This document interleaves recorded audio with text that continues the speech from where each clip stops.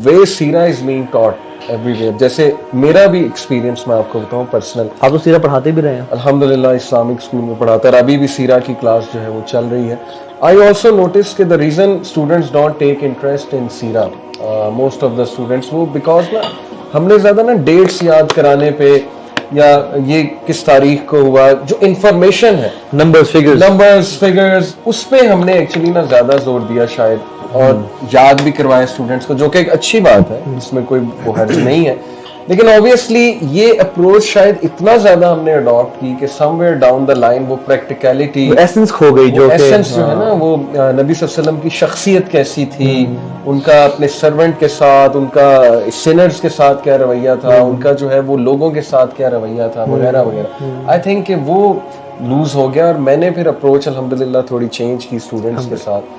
मैं उनसे डिस्कशंस करता था, यानी अगर तुम इस सिचुएशन में होते तुम क्या करते, तो वो बड़े अच्छे अच्छे आंसर्स देते थे. जैसे मैंने कहा जी अच्छा, तुम कहीं नई जगह जाते हो एज ए लीडर, तुम्हारे नीचे लोग हैं, तुम सबसे पहले उनके लिए क्या करोगे, तो बड़े अच्छे जवाब दिए जी, हम उनको बिजनेस कराएंगे, हम उनको इकोनॉमिकली एम्पावर करेंगे, हम उनके एटिकेट्स दुरुस्त करेंगे. तो फिर मैंने बताया कि प्रॉफिट सल्लल्लाहु अलैहि वसल्लम ने देखो सबसे पहले कम्युनिटी सेंटर बनाया, मस्जिद, और फिर सहाबा का कि अब मार्केट्स का रुख करो.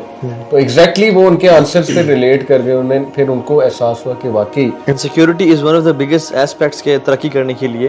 तो मक्का में सिक्योरिटी नहीं थी, आपने मदीना ले गए टू बी, और सिक्योरिटी के बाद प्रोग्रेस होती है डेफिनेटली. और आपसे कह रहे हैं कि हमने ना वो फिगर्स, तारीखें, कितने बंदे थे, वो कितने बंदे थे, although it is important, but जो एसेंस है ना, इल्म का दरिया खामोश बैठा है.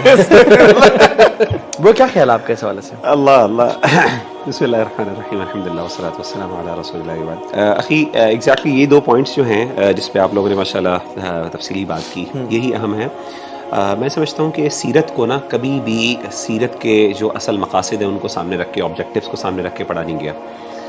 जनरली अगर आप देखें कि सीरत को ना आम तौर पे कॉन्फ्लेट किया जाता है तारीख़ के साथ.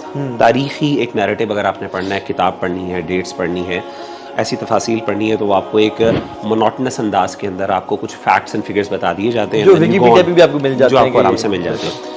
आम तौर पे इस तरीके से उसको कोट किया जाता है, जबकि असल में सीरत का मकसद ये था कि उसको जो है उसवा बनाना, अल्लाह के रसूल सल्लल्लाहु अलैहि वसल्लम की एक होलिस्टिक पिक्चर नजर आना.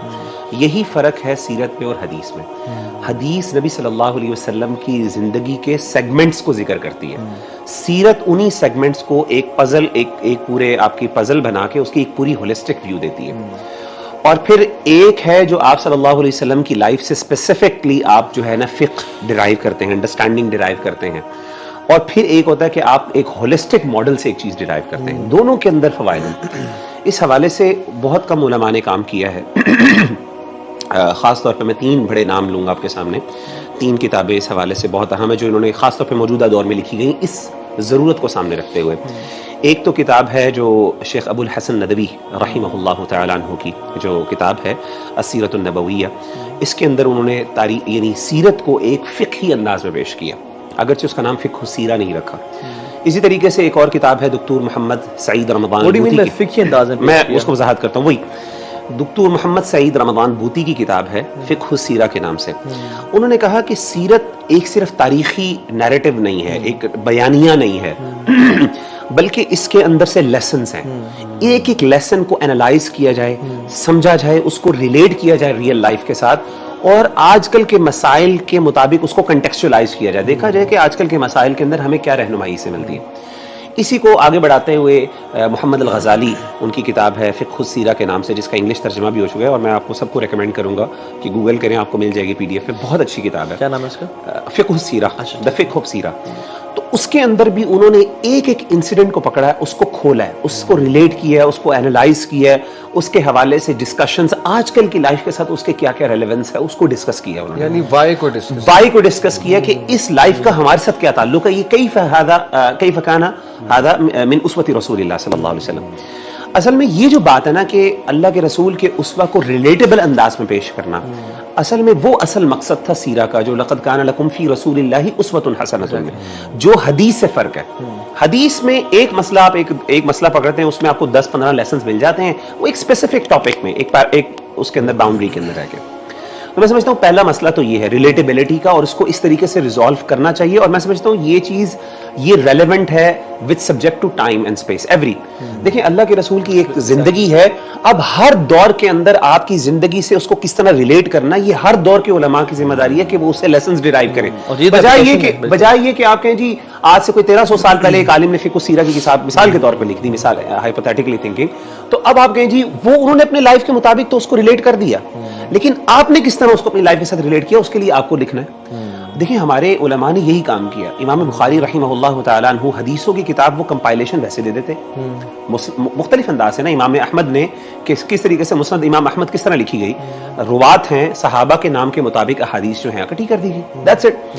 لیکن سوال یہ ہے کہ امام بخاری نے کیا کیا. امام بخاری نے بھی حدیثیں اکٹھی کی, لیکن امام بخاری نے اس کو ہر اپنے دور کے مسئلے اس سے حل کیے, ہیڈنگ لگائی اور حدیثیں ذکر کی.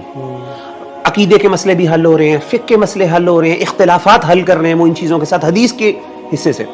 اسی طریقے سے ہر دور کے علماء کو چاہیے کہ وہ سیرت کو رکھیں سامنے, اپنے دور کے مسئلے رکھیں, اس کو ریلیٹ کرتے رہیں کہ آج کل کے دور کے مسئلوں کا حل یہ ہے, اس سے اگلی جنریشن میں اگلے علماء اس کو لکھیں.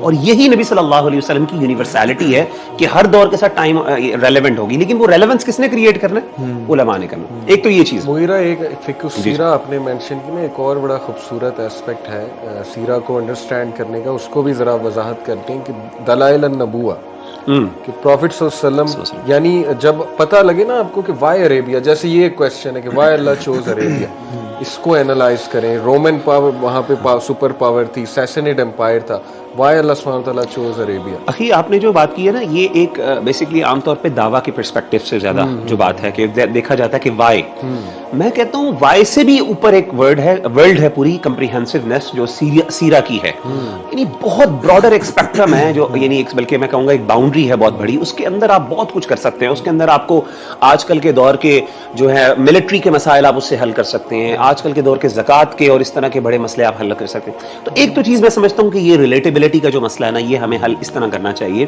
اور علماء نے کیا بھی ہے کچھ تک تک, لیکن ظاہر ہے یہ بھی ایک انفنسی میں ہے, یہ پورا یہ ہے اس انداز سے لکھنا. Since times have changed, جی, تو آج کل کے دور کے حساب سے یعنی اللہ کے نبی کس طرح ڈسٹریکشنز کو وہ کرتے ہیں, لیڈرشپ کوالٹیز کیا ہیں, وہ کس طرح سے ہونے چاہیے. اچھا